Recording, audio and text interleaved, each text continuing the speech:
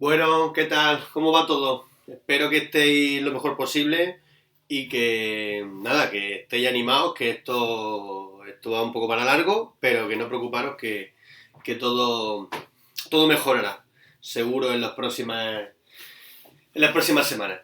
Bueno, a ver, vamos a intentar hacer un poco una recopilación de lo que veíamos en la clase anterior, ¿vale? En la clase anterior.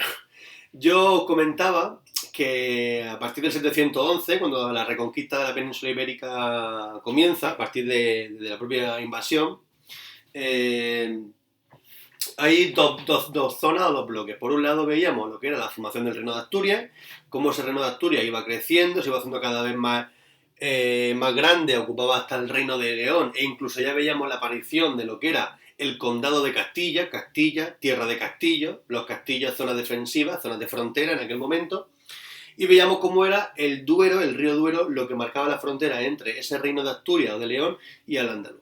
Y en el otro lado de la península, en la zona este, más cerca del Mediterráneo, teníamos lo que era la marca hispánica, que es lo que diferenciaba, por un lado, el reino franco de Al-Ándalus. Y esa zona tapón, en medio, ocupaba, por un lado lo que son los condados aragoneses, por otro lado, los condados también catalanes, y teníamos también, diferenciando el este y el oeste, en medio lo que era Pamplona, lo que era el reino de Navarra. En todo ese proceso hemos visto o hemos comentado algunas ideas o personajes importantes como puede ser lo de Sancho III, el mayor de Navarra, la herencia que tiene, que lo habéis trabajado y lo habéis hecho casi todo muy bien. Antes de que se me olvide, tengo que decir que he recibido esta semana cerca de 200 correos electrónicos, creo que algo más de 200 correos electrónicos, y no he parado de responderos y de ver los trabajos que habéis hecho. En general está todo muy bien, de lo cual estoy bastante contento. Y nada, y otros también, pues como siempre, os habéis pasado o lo habéis tomado un poco cachondeo y la verdad que algunos pues lo habéis hecho bastante regular o mal.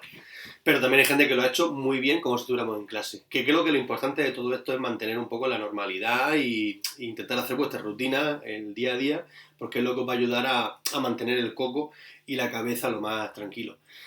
Como habéis visto, también antes de continuar me he puesto de pie porque me encuentro más cómodo de pie. Sentado no me puedo mover, ya sabéis que yo en clase soy de moverme, de escribir con las cosas en la pizarra, de preguntar, de ir para adelante, de ir para atrás.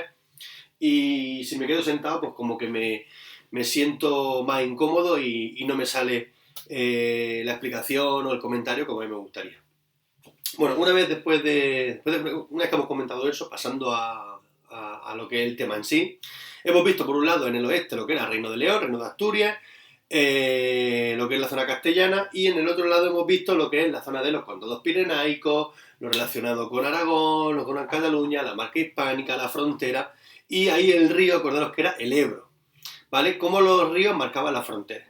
Bueno, pues en el proceso siguiente, lo que vamos a ver a partir de ahora es cómo la reconquista comienza a bajar, también vamos a tener los ríos como frontera, y vamos a ver que hay un avance castellano considerable. Este avance se debe a dos cuestiones principalmente. A la primera es el debilitamiento de Al-Ándalus. Al-Ándalus cada vez es más débil. Acordaros cuando veíamos Al-Ándalus que Al-Ándalus se va fraccionando, se va rompiendo en pequeños reinos, son los llamados reinos de Taifa. Eso hace que al estar separado cada reino musulmán, pues la lucha la hacen por su cuenta, están débiles y por tanto los cristianos aprovechan para avanzar la reconquista. Y luego porque los reinos castellanos y los reinos aragoneses se van a fortalecer, se van a consolidar. Volvemos otra vez a la geografía. En la parte del oeste, ese reino de Asturias y de León y de Castilla se va a consolidar en uno bajo el nombre de Reino de Castilla. Ese reino de Castilla va a tener un personaje muy importante, que no lo podéis olvidar, que va a ser Fernando III. Por un lado, va a ser el primer rey que ya sea el rey de Castilla y León, actualmente en la comunidad autónoma. Y sobre todo su hijo también, Alfonso X el Sabio. Alfonso X el Sabio es de los personajes más importantes en toda la Edad Media española. En casi todas las ciudades o en todas puede tener una avenida principal o una calle importante dedicada a Alfonso X el Sabio. Fue un rey que le gustaba leer, le gustaba escribir, también muy religioso.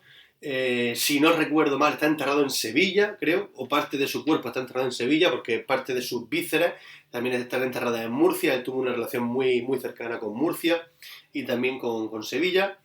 Y en el otro lado, en lo que es la zona más del Levante, del Mediterráneo, vamos a tener lo que es el Reino de Aragón. La historia del Reino de Aragón es muy curiosa, porque aquí Cataluña y Aragón estaban separadas, eran dos reinos diferentes, eran, mejor dicho, dos condados diferentes, porque había un conde.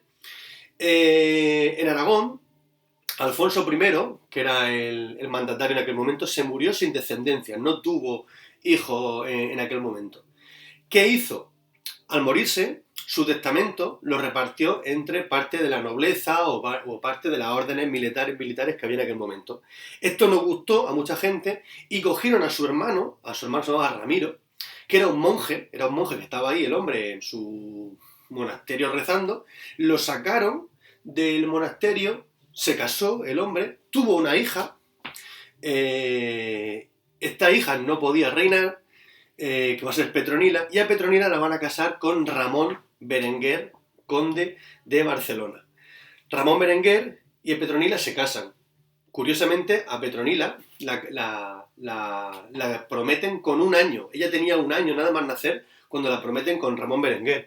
Mientras que Ramón Berenguer, el conde de Barcelona, tenía el hombre 23 o 24 años. Es decir, a esta mujer la prometen con un año, pero se casa con 14. Ya se desposa, ya todo lo que vino después ya lo hizo con 14 años. Bueno, pues el hijo de estos dos, de Petronila y de Ramón Berenguer, se llamó Alfonso II, en honor al tío de Petronila, y ya unió lo que sería el reino de Aragón. Es decir, en torno a finales del siglo XII, principios del siglo XIII, tenemos ya por un lado el reino de Castilla y el reino de Aragón.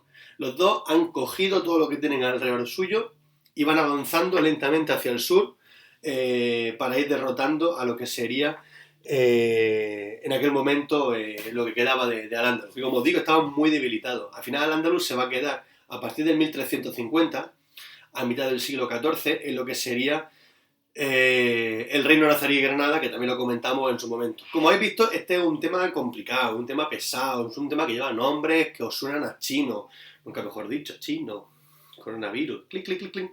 Bueno, bromas aparte, yo creo que al final, entre el origen de la Reconquista y cómo va a terminar, es importante. En los próximos temas veremos algunas ideas sobre los reyes católicos, veremos también algunas de las batallas más importantes o algunos de los aspectos económicos de la Edad Media en España. Nada, este vídeo espero que os haya gustado. Ahora le meteré alguna imagen por algún lado para hacerlo más divertido. Y lo dicho, mucho ánimo, ser positivo, que de todo se sale. Y a ver si en un mes nos estamos viendo, que sea un rato. Y porque seguro, yo no sé vosotros, pero yo estaría deseando ir a trabajar y veros todos los días la cara y demás, porque la normalidad se lleva mejor que estar encerrado en casa, ¿no? Bueno, chicos, pues nada, nos vemos. Hasta luego.